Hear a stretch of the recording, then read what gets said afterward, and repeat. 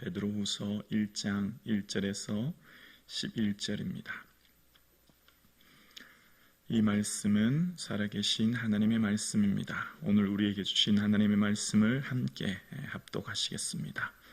예수 그리스도의 종이며 사도인 시몬 베드로는 우리 하나님과 구주 예수 그리스도의 의를 힘입어 동일하게 보배로운 믿음을 우리와 함께 받은 자들에게 편지하노니, 하나님과 우리 주 예수를 알므로 은혜와 평강이 너희에게 더욱 많을지어다.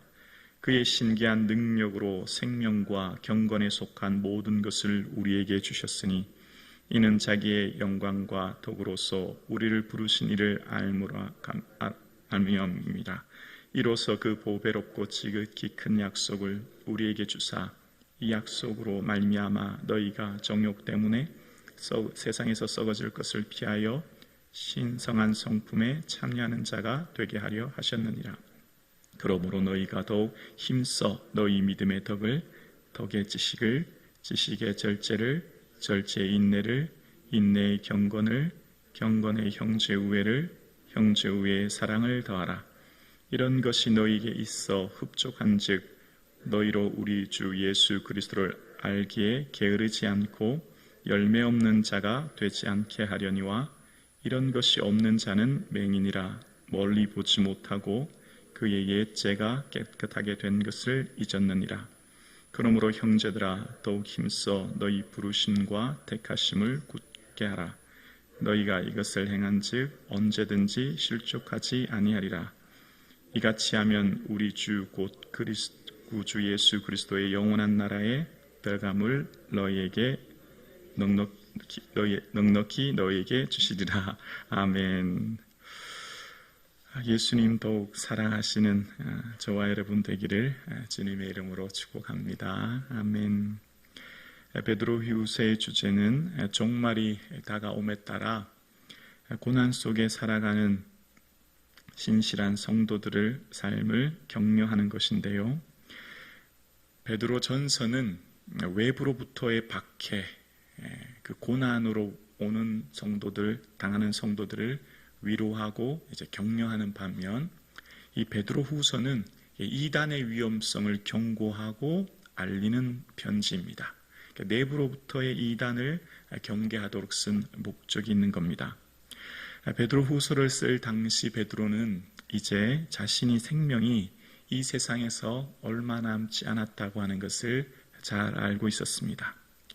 1장 14절에 보면 내가 이 장막에서 벗어날 것이 임박한 줄 알미라 라고 편지함으로, 이제 본인은 이 세상에서의 생명이 얼마 남지 않아 곧 떠날 것임을 생각하면서 편지를 쓴 겁니다. 일반적으로 주 68년경으로 보는데요. 베드로가 이 편지를 쓸 당시에 베드로의 편지 말미에 3장 후반절에 보면, 우리 사랑하는 형제 바울도 그 받은 지혜대로 너희에게 이같이 썼고 라고 하는 표현 속에 이미 이 편지를 읽고 있는 초대교회 성도들은 바울의 서신을 잘 알고 있었음을 알게 됩니다. 바울의 편지가 이미 그들에게 읽혀지고 있다고 하는 것을 알 수 있고요. 그러면서 지금 쓰는 편지가 베드로후서인 것을 어떻게 알 수 있냐면, 3장 1절에 이 둘째 편지를 너희에게 썼다라는 표현 속에 이제 베드로후서 두 번째 편지인 것을 알 수 있습니다. 그러면서 베드로가 이 편지를 쓰는 이유와 목적이 이단의 위험성을 경고하고, 내가 떠난 후에도 이것을 너희에게 생각나게 하고 일깨워 알게 함이라 라고 이야기하고 있는 거예요. 그러면서 오늘 베드로는 베드로 자신을 편지로 소개하면서 1절에 보면, 예수 그리스도의 종이며 사도인 시몬 베드로는 우리 하나님과 구주 예수 그리스도의 의를 힘입어 동일하게 보배로운 믿음을 우리와 함께 받은 자들에게 편지하노니 라고 하며 이제 편지의 서두를 시작합니다. 예수 그리스도의 종입니다. 자신을 예수님의 종으로 표현하고 있습니다.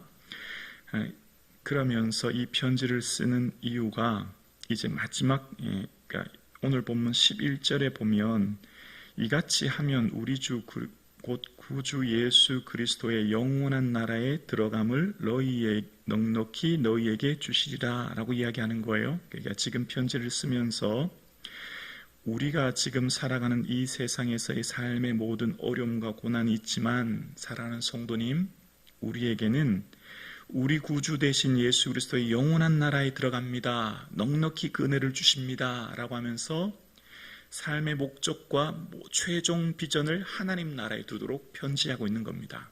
자, 왜 그럴까요? 베드로가 자신을 종이로 얘기하고 예수 그리스도를 주, 또 구주로 소개합니다. 이때 당시에 주는 로마 황제를 말하고요. 구주 역시 로마 황제입니다. 평화를 가져다 주는 왕, 그래서 구주인데요.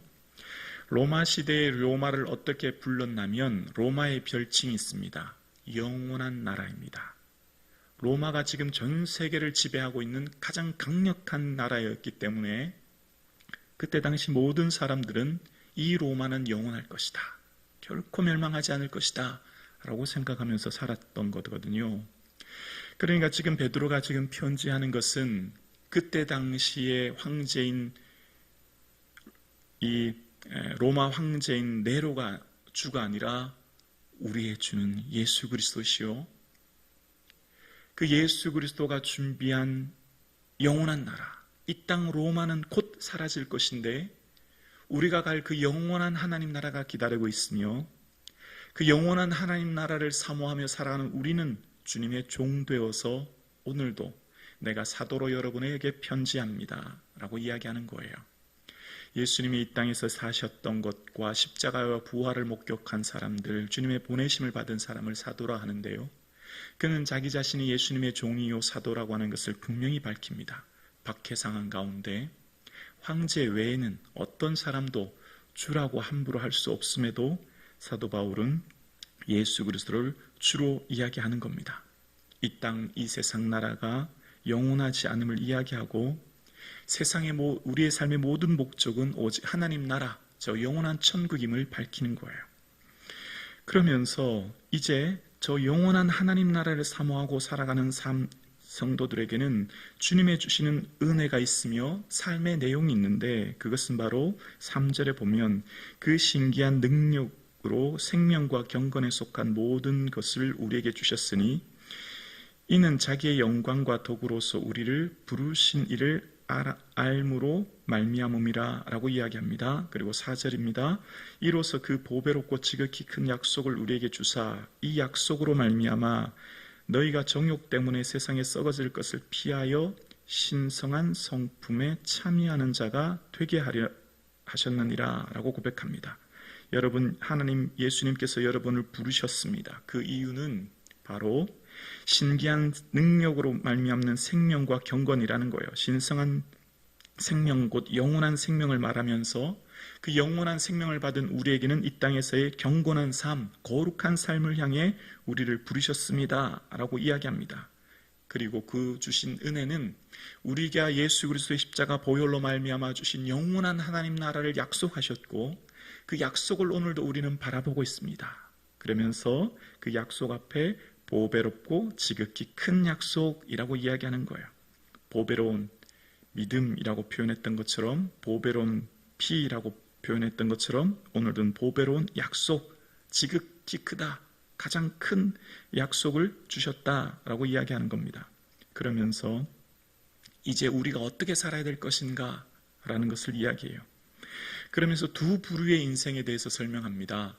사람의 정욕을 쫓아 살아가는 삶, 잠깐의 기쁨과 잠깐의 만족을 추구하는 인생, 그러나 그것은 다 썩어질 것이며 사라질 것을 쫓는 인생이 있는 반면 하나님의 성품을 담고자 애쓰고 그 성화의 거룩함을 닮아가기 위한 성화의 삶을 추구하는 인생, 잠깐의 고난이 있지만 그 영광은 영원함을 이야기하면서 이 세상에 살아갈 우리의 삶은 신성한 성품, 즉 하나님의 거룩한 성품에 참여하기 위해 매 순간마다 자라가야 된다는 거예요.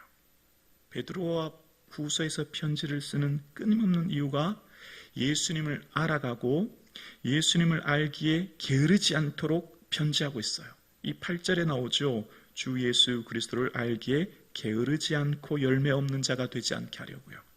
주 예수님을 알기에 게으르지 않고 부지런히 알아야 된다는 거예요. 예수님을 잘 알지 못하면 예수님을 오해하게 되고, 예수님을 오해하게 되면 이 땅에서의 삶의 목적과 방향이 완전히 틀어지는 거예요. 베드로는 그걸 너무 잘 경험했거든요. 변화산에 올라갔을 때 예수님의 그 영광스러운 음성을 들었습니다. 이는 내 사랑하는 아들이요 내 기뻐하는 자라는 음성을 듣고 베드로는 너무 좋았습니다. 그리고 이후에 베드로가 고백하죠. 예수님은 그리스도시며 살아계신 하나님의 아들이십니다. 예수님이 하나님의 아들이십니다. 놀라운 고백을 하게 돼요. 예수님이 이제 좀 안심이 된 겁니다. 아, 이제 베드로가 또 제자들이 내가 누군지 알게 되었으니 내가 이 땅에 온 목적을 좀 알려줘야 되겠다 생각하신 예수님이, 얘들아, 그런데 나는 내가 이 땅에 온 것은 내가 곧 대제사장과 서기관들에게 죽게 되고 그러나 3일 후에 내가 부활할 거야, 그렇게 얘기하신 거예요. 그랬더니 베드로가 그렇게 하지 마십시오 라고 하면서 만류해요. 오히려 예수님의 그 가신 길을 알지 못했고 오해했거든요.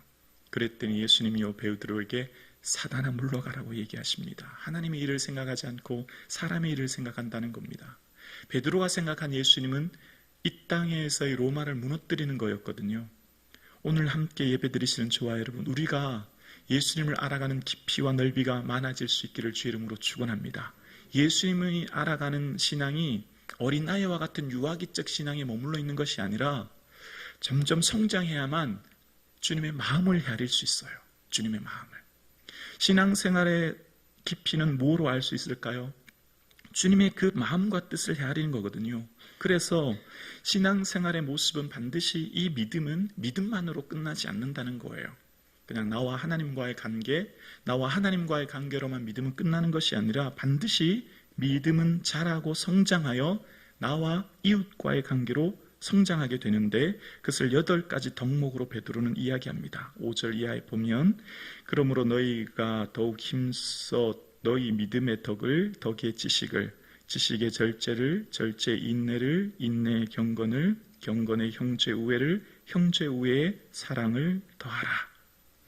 베드로가 지금 이야기하고 있는 이 믿음의 8가지 덕목은 첫 번째 믿음으로 말미암아 거듭난 우리의 삶은 가만히 있지 않고 끊임없이 성장하여 그 믿음이 이웃에게 덕을 끼치는 삶으로 살아가게 되며, 그 덕은 주님을 더 깊이 알아가게 되고 내 삶을 절제하게 되고, 그래서 내 삶 가운데 형제를 사랑하고, 아멘이십니까? 형제를 반드시 사랑하게 되어 있어요. 믿음이 성장하면. 그리고 마지막은 뭐예요? 사랑이에요. 반드시 기억하셔야 됩니다. 유아기적 신앙은 자신만 생각해요. 나만. 왜 저 사람이 내게 이러나? 왜 하나님 내게 이런 고난만 주시나? 성장하면요, 내가 그를 품게 되는 겁니다. 내가 그를 함께하고 다 넉넉히 이기게 되는 거예요. 어떤 것들도, 어떤 삶에도 하나님과 나 그리고 이웃을 보는 시야와 삶이 완전히 바뀌게 돼요. 어떻게 해야 그렇게 할 수 있다고요? 다시 8절 볼까요? 이런 것이 너희에게 있어 흡족한즉 너희로 우리 주 예수 그리스도를 알기에 게으르지 않고 열매 없는 자가 되지 않게 하려니와. 그래서 베드로는 마지막 주님을 알아가기에 게으르지 않도록 이야기하면서 베드로는 마지막 편지 이 후서 3장 말미에도 그를 아는 지식에 자라가라 라고 끊임없이 얘기하고 있어요. 여러분, 주님을 알아가는 지식에 자라가야 합니다. 성장하셔야 됩니다. 끊임없이 주님을 더 깊이 아셔야 됩니다. 왜 그러냐면 열매 없는 자 되지 않기 위해, 겨우 나만 구원받고 겨우 나의 만족만 위해 살던 인생이 아니라 주님 마음 헤아리고 주님 무엇 때문에 아파하신지를 알면 죽어가는 영혼들이 보이게 되고, 죽어가는 영혼들에게 생명을 전하게 되고, 아파하는 영혼을 품게 되고, 믿음의 공동체를 만들게 되는, 열매 있는 삶을 살게 되고, 그 영원한 하나님 나라가 있음을 바라보게 됨을 베드로가 이야기하고 있는 거예요. 베드로의 삶의 시선은 언제나 저 영원한 하나님 나라입니다. 그래서 베드로가 말하는 게 있어요. 앞만 보는 인생, 시각장애인과 같은 믿음 없는 삶이란 겁니다. 9절 볼까요? 9절입니다. 이런 것이 없는 자는 맹인이라 멀리 보지 못하고 그의 옛 죄가 깨끗하게 된 것을 잊었느니라. 나만을 위해 사는 인생은 고앞만 바라보고 나만 생각하고 현실만 바라보고 당장의 것만 생각한다는 거예요. 믿음 없는 삶의 모습의 특징은 현상만 보고 보이는 것만 보고 당장의 일들만 생각하고 나만을 생각하는 멀리 보지 못하는 시각장애인과 같은 삶이라는 거예요. 이전에 베드로 전서 5장에 기억나시죠? 우는 사자와 같이 삼킬 자를 찾는다. 배후의 사력을 보는 것, 배후의 일하는 것이 무엇인가를 보는 멀리 볼 수 있는 영적인 시야, 그것이 바로 성장하는 삶이라는 거죠. 그러나 믿음이 없는 연약한 인생은 멀리 보지 못하는 하나님 나라를 보지 못하고 그 배후의 세력을 보지 못하고 당장의 사건과 사람과 일들만 바라보는 삶을 살게 된다는 겁니다. 그래서 여러분, 하나님의 부르심을 기억하며 믿음을 굳건하게 하십시오. 그리고 우리 구주 예수 그리스도의 영원한 나라에 들어감을 우리에게 은혜로 주실 것입니다 라고 권면합니다. 오늘 함께 예배드리시는 사랑하는 우리 성북 가족, 중앙가족 여러분, 천국을 사모합시다. 천국을 준비합시다. 천국을 기다립시다. 이것이 우리의 삶의 모든 태도와 내용을 바꿀 것입니다. 우리는 결코 이 땅에 소망 두는 자가 아닙니다. 온 마음 다하여 하나님 나라, 다시 오실 예수님 손꼽아 기다리고 이제나 오시나 저제나 오실까, 하늘의 구름만 봐도 눈만 감으면 예수님 다시 올 것을 생각하고 곧 오실 그 예수님 바라보고 온 마음 다하여 예수님 사랑하여 주님 앞에 설 때를 바라보는 이 하루가 되실 수 있기를 주님의 이름으로 축원합니다.